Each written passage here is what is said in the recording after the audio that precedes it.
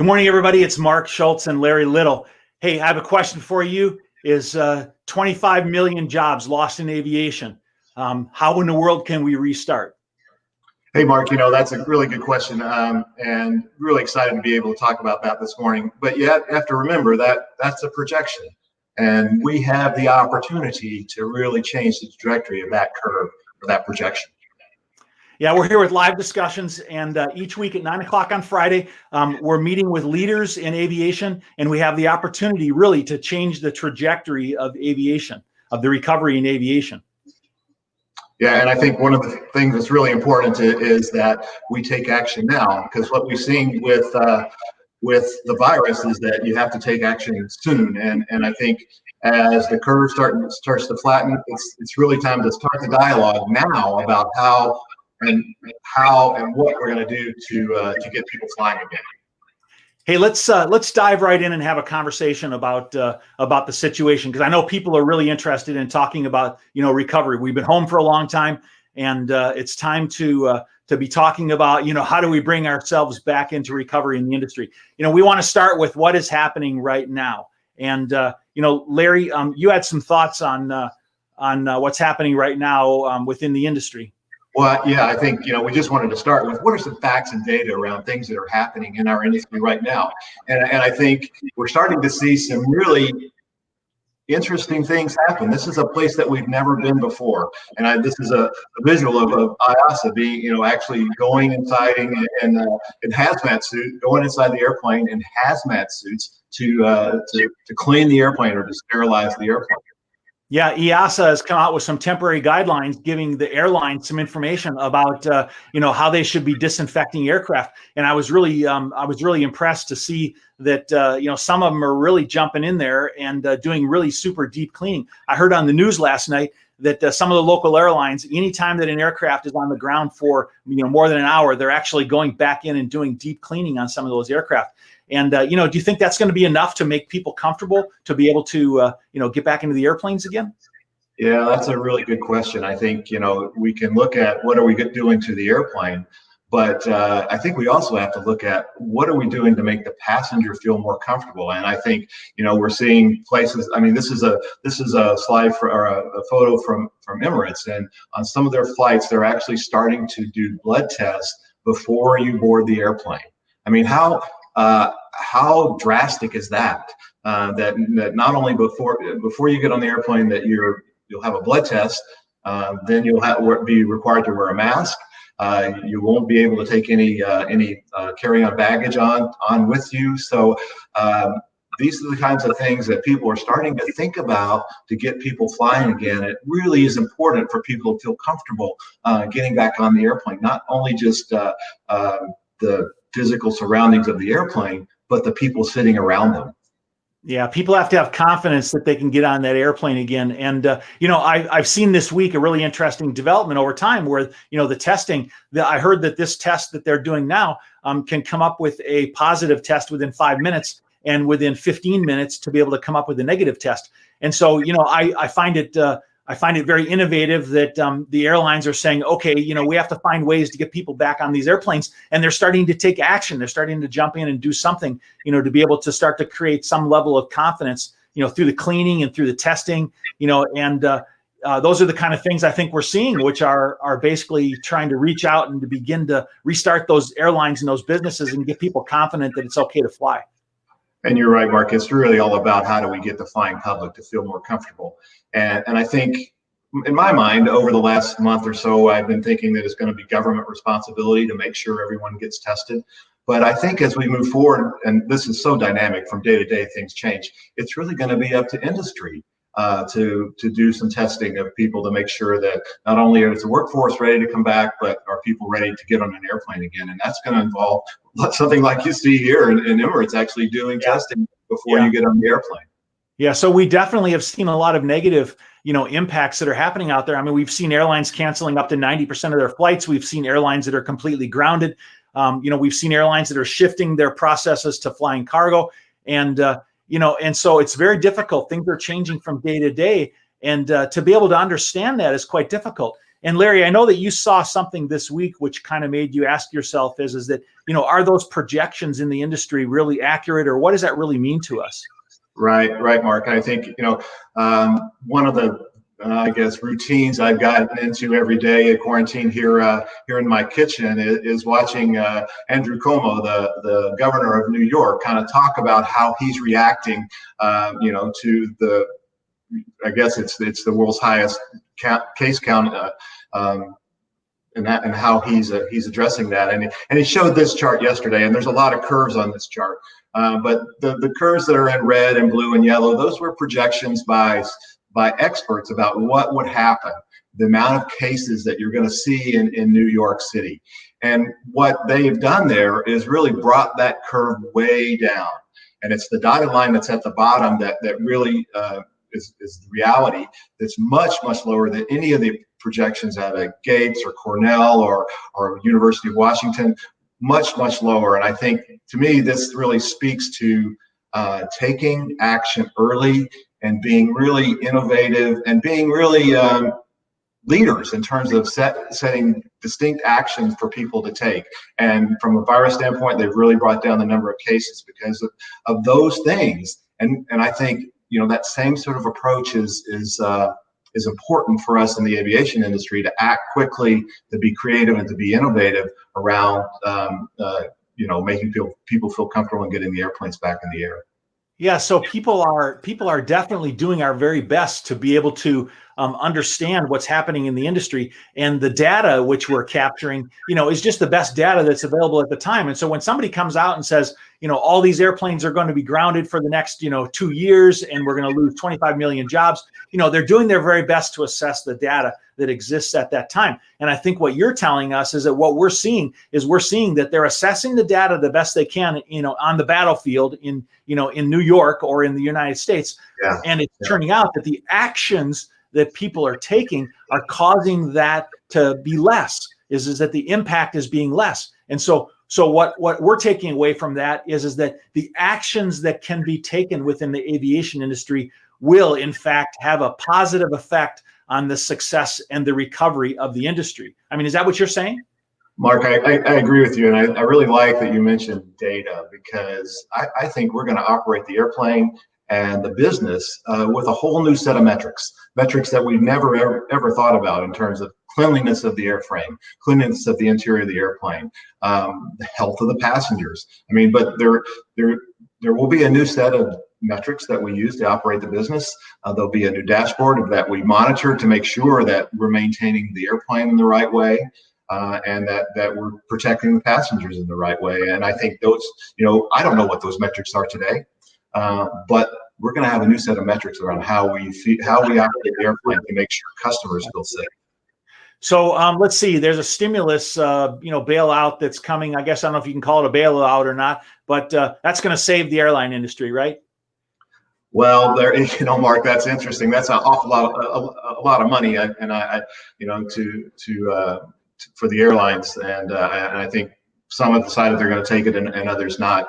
But a piece of that is that if you agree to take the money from the bailout, the $5 million or $5 billion for American, and $4 for United, and $3 billion for Southwest. These are huge numbers. If part of the strings attached to that money is that you keep your workforce employed through September.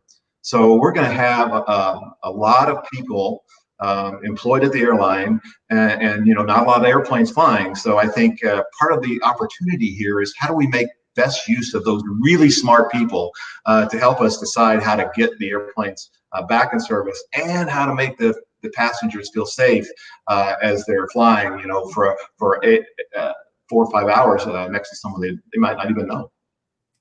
Yeah. So, hey, Larry, let's switch gears just a little bit from talking about what's really happening in the industry. So then, as individuals in the industry, we're saying we have to take action. I am not going to let my business fail. I mean, that's really what I'm telling myself, and we have to take action. And so some of the first things that we have to do is, us as business people for many years now, we know that in any tight times, we have to conserve cash. We have to save money. We have to pull back. Now, And so the immediate thing is that people look right to the bottom line and say, how can I save money? I'm going to have to lay people off. I mean, all those things, immediate are ways to save money. And so, we need to really look at different creative approaches on how to be able to do things. I mean, other than, just like laying people off and cutting everything to the bone. I mean, what are your thoughts on that? Yeah, well, Mark, I might just throw it back to you. The way we operate, and I mentioned it in terms of metrics, but also the tools and processes that we use to get the airplane flying again could look really different 6 months from now than they did, back in January. And Mark, you were telling me about Susan and her visit to the doctor the other day. Yeah, absolutely. Let me tell you about something here. Just a little quick story is, this week my wife Susan, she had to reach out to her doctor. And the doctor said, well, we're not letting people come into the office except for emergencies right now. And she had a little telemedicine like somebody's doing here on this iPad right now. And so she had a conversation with a nurse practitioner, and they gained a lot of insight and they got a lot of stuff done. And she was able to have a conversation with a nurse that in the past, people were a little bit reluctant to do that. The very first thing the doctors would tell you is, just come on into the office and we'll take a look at you, right? And so I really think that our attitudes towards the use of digital tools like this, is really going to be changing. I mean, what do you think about that? Oh, Mark, I really love that you show that picture, the telemedicine. And I think, what about telemaintenance? And the same concept, but this is telemaintenance. Social distancing is not going to go away. And, the ability to share information and the tools and processes that you need to share information and diagnose what's going on with the airplane is going to look different. And, we've talked about digital transformation for years, but I think to be competitive and actually get people flying again it's really going to take embracing these new tools and telemaintenance processes. Yeah, I really agree with that. Larry, you and I have talked for a long time about digital transformation, and digital transformation, though, isn't just about technology, right? I mean, we're telling people that, number one, you have to have an absolute positive, resolute that you're going to move forward and make a change. So we're positive that we are not going to let our business fail. All right. That's belief. And then we've said it, people, processes, and technology. And so it's not just about bringing an iPad into play. I just said that right there is that, there was this resistance toward using this technology because people felt like, you need to come into the office, right? And so there had to be some process change, all right? Processes had to change. People needed to basically be leveraged in saying, I can look at somebody and I can get a good idea of how they feel. I think we're going to see this in maintenance as well. I mean, Larry, when's the last time you were on an airplane and you saw 4 mechanics standing around the cockpit trying to fix a problem? Well, yeah, exactly, Mark. You got two pilots and you got 2 mechanics, and you probably might have a flight attendant standing right behind them, all within a foot and a half of each other. Right. You think that's going to change? That's not going to be reality in going forward. No. And so, we'll probably find ourselves, needing more digital technology, and one person, getting up there in the cockpit and maybe, communicating back with maintenance control or using different tools. I mean, even today, the majority of airlines out there today are using paper logbooks. And, that still is a really area that can really change, tech logs. And so that's, there are definitely things that we can be doing, out here in the industry to be able to continue to improve. There's no question about it. And, Mark, that's the reason that we want to keep doing these things on every Friday morning is we're not going to dive too deep this morning into actual tools and processes. But as we go forward, we want to just, create the dialogue around how do we not have to touch a task card or have to touch a drawing or a wiring diagram that we have no idea where it's been. So we're going to dive in a little deeper on how some of those things can work. Absolutely. So Larry, let's talk about some of as we move into the third phase of our discussion here this morning, let's talk about factors of success. I mean, what are some of the things that people should be thinking about to create, success? Well, I think people have to understand that we're moving into a new reality, and that the metrics are going to change, the tools and processes are going to change. We have to be much more sensitive to people's health, and I would also say that this is a journey that none of us have been on before.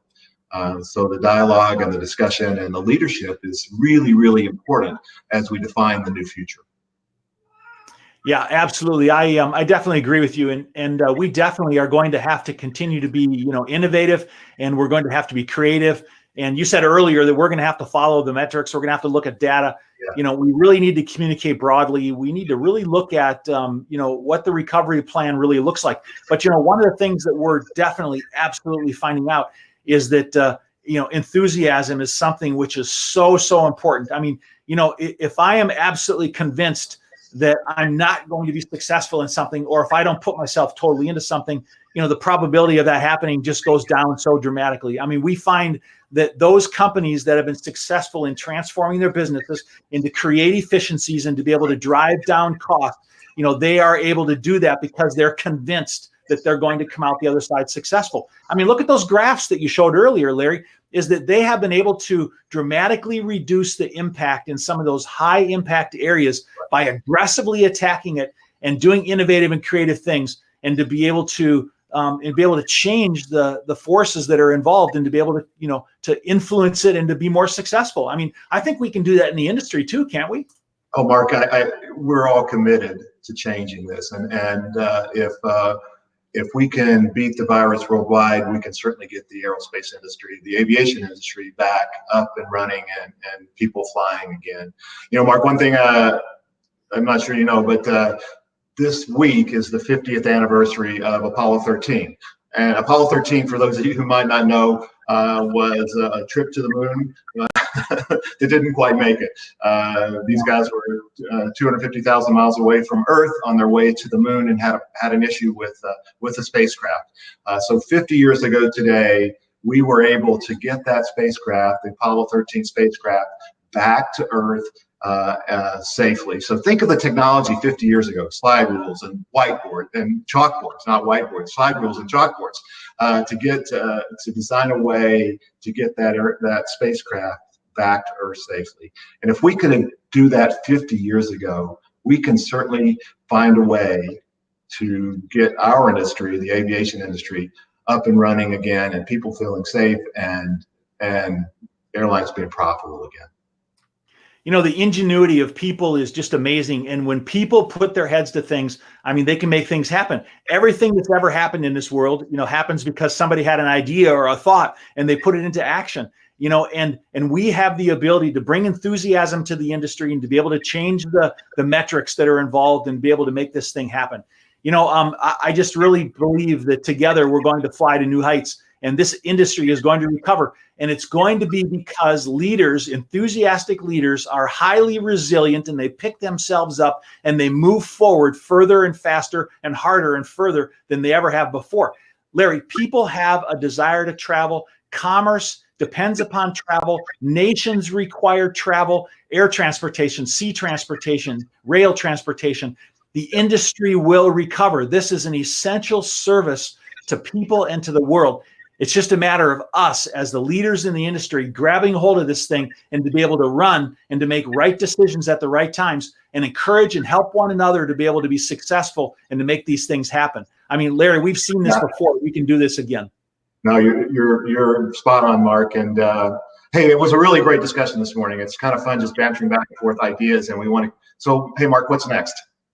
Hey, what's next is next Friday, we are going to have another discussion with the CEO of Aerosoft, Thanos Kapadonis.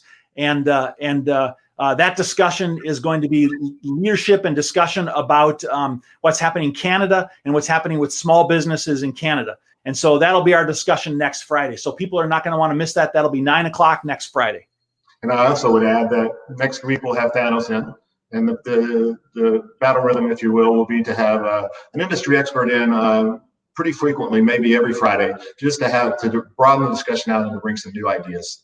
Yep, absolutely. So listen, you're all not going to miss this. We're going to have a regular program, and we are committed to the success of this industry. And we are going to bring leaders with great ideas before you so that you have the opportunity to leverage those and to get good ideas and create your own success in your own environment. I want to tell everybody, you need to join in the conversation and be part of what we're doing.